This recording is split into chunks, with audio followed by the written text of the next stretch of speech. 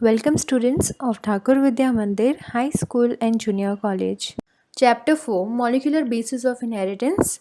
So today let us continue with part 2 of the chapter. In part 1 we have studied about the history of DNA. Actually we have come to know that the genetic material is DNA with certain experiments which was carried out by the scientist. So today let us continue with the other part of the chapter. DNA packaging. Length of DNA double helix molecule in a typical mammalian cell is approximately 2.2 meters. So a normal double helix molecule in a typical mammalian cell, it is 2.2 meters. So it is so long. So approximate size of a typical nucleus is 10 to 6 meter. So here, how this long DNA molecule, it can be accommodated in such a small nucleus.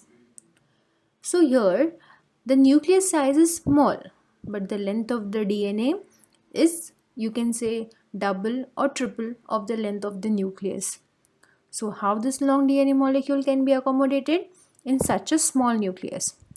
So it is therefore must be condensed, coiled and supercoiled to fit inside such small nucleus. So here the DNA molecule, the DNA double helix molecule, which is approximately 2.2 meters long, it is condensed. It is coiled and supercoiled to fit inside such small nucleus. Packaging of DNA.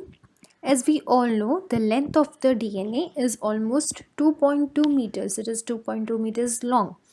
But when we are talking about the length of the nucleus, they are hardly 10 to 6 micrometer. So how this long DNA will fit in the nucleus of both prokaryotic as well as the eukaryotic cell? So let us study about how the packaging of DNA in the prokaryotes as well as in the eukaryotes.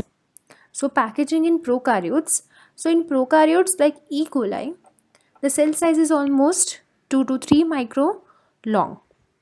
So they do not actually have a well organized nucleus as they are the prokaryotic cell. They are the prokaryotic organisms. So they do not have the well organized nucleus. So it is without nuclear membrane and nucleolus. The nucleoid is small, circular, highly folded naked ring of DNA which is almost 1100 micro long in perimeter, which containing about 4 to 4.6 million base pairs.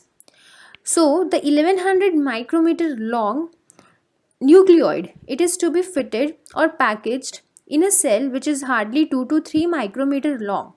Hence the negatively charged DNA becomes circular, reducing the size to 350 micrometer in diameter. This is further reduced to 30 micrometer in diameter, which cause of folding, what you can say looping, to 40 to 50 domains, like the loops are formed. If you can see in the diagram how actually the loops are formed of the DNA, the size, the perimeter is 30 micrometer. So the DNA, it folds in the form of the loops, and mainly 40 to 50 loops are formed. So formation of loops is assisted by RNA connectors. So each domain is further coiled and supercoiled, thereby reducing the size into 2 micrometer in diameter. So you can see from 30 micrometer the size is reduced to 2 micrometer. If you can see in the diagram, C, that is supercoiled folded chromosome. You can see how actually the chromosome, it is being folding and it is being supercoiled. The folding continues and it forms the size of 2 micrometer. This coiling is called the packaging. I repeat, this coiling is called the packaging and is assisted by positively charged histone proteins. They are assisted by the histone like DNA binding proteins and enzymes like DNA, and they are actually they have the enzymes like DNA gyrase and DNA topoisomerase for maintaining supercoiled state. So this supercoiled state is maintained with the help of the enzyme DNA gyrase and DNA topoisomerase 1, and this supercoiled state Actually, the DNA in this supercoiled state is present inside it stays in the nucleus, and this folded chromosomes, and then the supercoiled chromosomes, and each loop is independently supercoiled. So that's how actually the packaging takes place with the help of enzyme DNA gyrase and DNA topoisomerase. Packaging in eukaryotes. Eukaryotes, they show well organized nucleus containing nuclear membrane, nucleolus, and thread-like material in the form of chromosomes. In the chromosomes, DNA is associated with histone and non-histone proteins. So here in the eukaryotic cell, we are talking about the eukaryotes. So in eukaryotic cell, the DNA, it is associated with the histone and non-histone proteins. So a year it was reported that the organization of DNA is much more complex in eukaryotes, depending upon the abundance of amino acid residues with charged side chains. As per the protein, like the histone proteins, they require charge according to the charge of the protein. So histones are the proteins that are rich in lysine and arginine residues. So both these amino acid residues, they are basic amino acid and carry positive charges with them. So histone are set of positively charged basic proteins. So histones positive, that histones plus protamine. These histones organize themselves to make a unit of 8 molecules known as histone octamer. The negatively charged helical DNA is wrapped around this positively charged histone octamer. Now the charge of DNA is negative. They are negative, and histone octamer is positively charged. So the negatively charged DNA is actually helical DNA, which is wrapped around the positively charged histone octamer and forming a structure known as nucleosome. So nucleosome is a structure where actually the double stranded superhelical DNA, which is negatively charged, is wrapped or coiled around this positively charged histone octamer. Histone octamer. Here is the diagrammatic representation of nucleosome. As we all know, what is nucleosome? Nucleosome, it is a negatively charged helical DNA which is wrapped around the positively charged histone octamer, which forms a structure which is known as nucleosome. So the red color structure which you can see, it is the DNA. The green is the histone. With the histone is positively charged, the DNA is negatively charged, and that's how the wrapping is done. So the nucleosome, the core, if you're talking about the core, it is made up of two molecules each of four types of histone proteins. They are H2A, H2B, H3 and H4. I repeat, H2A, H2B, H4 and H3. Now these four proteins, what they do, actually they form the core. If you can see the octamer of histones, so it is made up of H2A, H2B, H4 and H3. So the core histones are four proteins and they are all found in equal part in the cell. The histone fold domain is responsible for formation of head to tail heterodimers of two histones, that is H2A, H2B and H3, H4. They form these pairs, they form the two domains. So what is the function of these histone proteins? What are the functions of these histone proteins? So a histone protein that provides structural support to a chromosome. In order for very long DNA molecules to fit into the cell nucleus, they wrap around complex of histone proteins, giving the chromosome more compact shape. And histone protein, it is made up of octamer. Each nucleosome is made up of DNA which is wrapped around 8 histone proteins that function like a spool, and they are called histone octamer. Histone octamer, it is composed of two copies of each H2A, H2B, H3 and H4.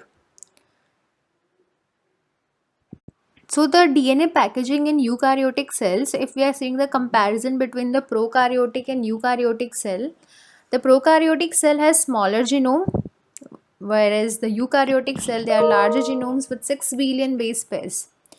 Now DNA is a nucleoid region and is circular. Here the genomes are linear.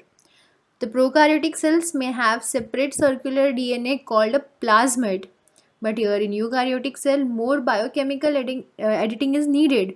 So introns and exons, which we'll be studying about it in the later part of this chapter.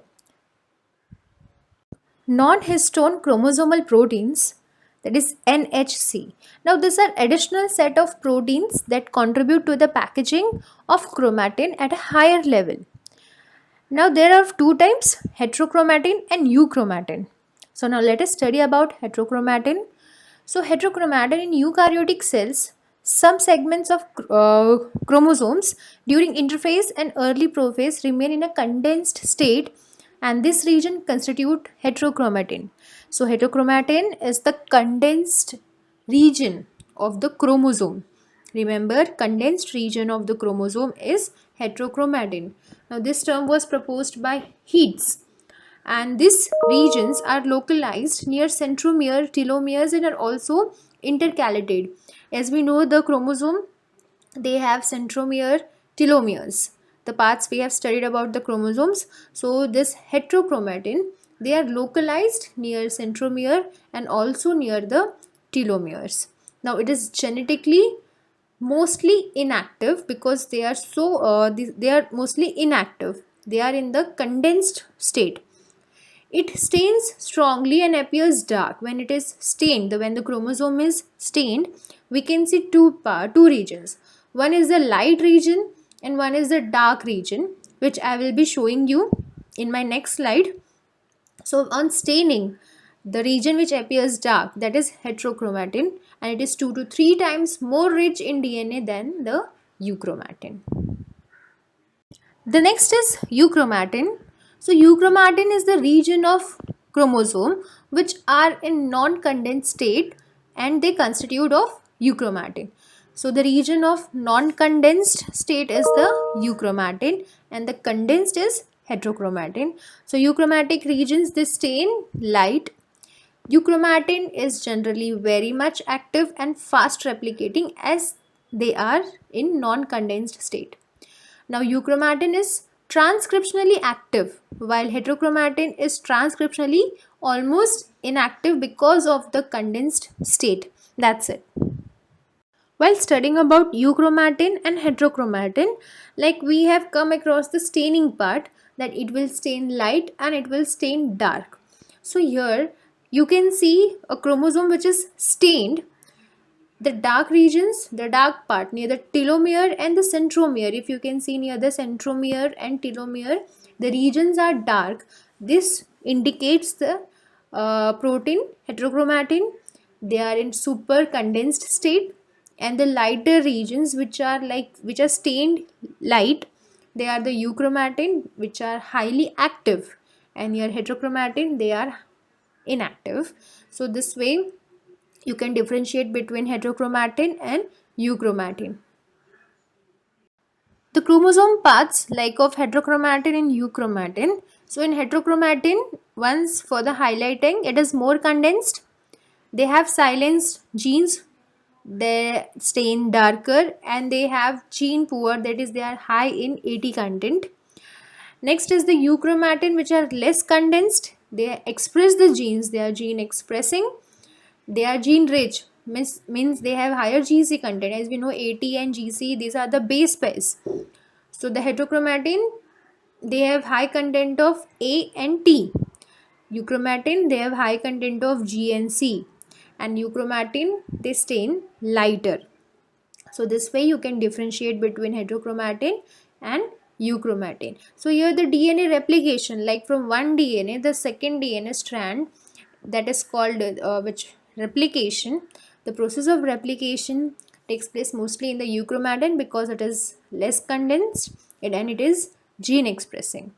And whereas in heterochromatin, it is actually inactive state. The genes and the cells are in the genes they are in the inactive state, so they are not expressing the genes, they are just suppressed. So students, I hope you all must have understood the concept of packaging in prokaryotes as well as in eukaryotes. You have to just remember how actually from a circular DNA, how actually the coiling, supercoiling, the process of coiling and supercoiling takes place, so that the long strand of DNA, it gets accommodated in the small nucleus of prokaryotic as well as in the eukaryotic cell. We have also studied about the octamer, nucleosome, histone proteins and non-histone proteins, that are the euchromatin and heterochromatin. So I want you all to just go through this part of the chapter and do the assignment. Thank you.